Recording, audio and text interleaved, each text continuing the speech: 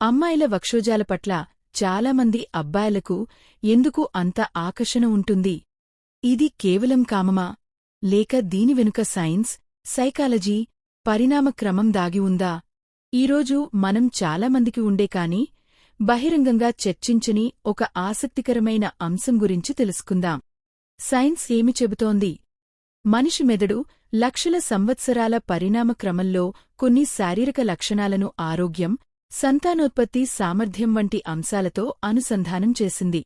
వక్షోజాలు మహిళల శరీరంలో ఒక సహజమైన జీవశాస్త్ర లక్షణం. పురుషుల మెదడు వాటిని తెలియకుండానే స్త్రీత్వం, పరిపక్వత, సంతానోత్పత్తి సామర్థ్యానికి సంబంధించిన సంకేతాలుగా గుర్తించే అవకాశం ఉందని కొంతమంది శాస్త్రవేత్తలు భావిస్తారు. అయితే ప్రతి పురుషుడు ఒకే విధంగా ఆకర్షితుడవుతాడని కాదు. వ్యక్తిగత అభిరుచులు, సంస్కృతి, అనుభవాలు కూడా ప్రభావం చూపుతాయి.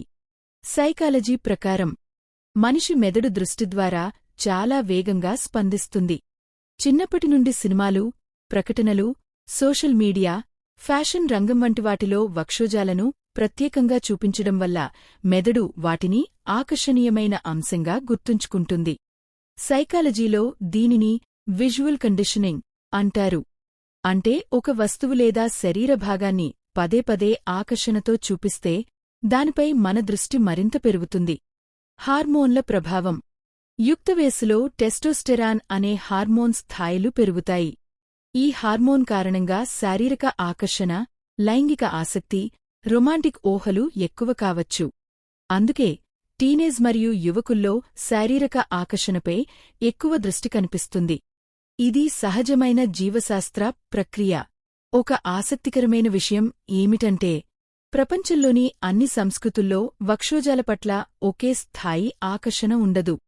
కొన్ని తెగలలో లేదా సంప్రదాయ సమాజాలలో ఇది పెద్ద విషయం కాదు. కాని ఆధునిక మీడియా, సినిమాలు, ప్రకటనలు, ఫ్యాషన్ పరిశ్రమ వీటిని ప్రత్యేకంగా చూపించడం వల్ల చాలామందిలో ఈ అంశంపై అధిక దృష్టి ఏర్పడుతుంది. అంటే కొంత ఆకర్షణ సహజమైతే కొంత సమాజం మరియు మీడియా ప్రభావం వల్ల కూడా వస్తుంది. కామం మరియు గౌరవం మధ్య తేడా. శారీరక ఆకర్షణ సహజం. కాని ఒక వ్యక్తిని కేవలం శరీర భాగాల ఆధారంగా మాత్రమే చూడటం ఆరోగ్యకరమైన దృక్పథం కాదు. ఒక మహిళ వ్యక్తిత్వం, ఆలోచనలు, ప్రతిభ, భావోద్వేగాలు అన్నీ కలిసి ఆమెను ప్రత్యేక వ్యక్తిగా నిలబెడతాయి. పరిపక్వత అంటే కేవలం ఆకర్షణను అనుభవించడం కాదు, ఎదుటి వ్యక్తిని గౌరవించడం కూడా.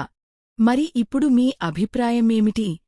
వక్షోజాల పట్ల ఆకర్షణ ఎక్కువగా సైన్స్ వల్ల, సైకాలజీ వల్ల, లేక సమాజం మరియు మీడియా ప్రభావం వల్ల? మీ అభిప్రాయాన్ని కామెంట్లో తెలియజేయండి. ఇలాంటి ఆసక్తికరమైన సైన్స్ మరియు సైకాలజీ విషయాల కోసం మా ఛానల్ను సబ్స్క్రైబ్ చేసి బెల్ ఐకాన్ నొక్కడం మర్చిపోవద్దు.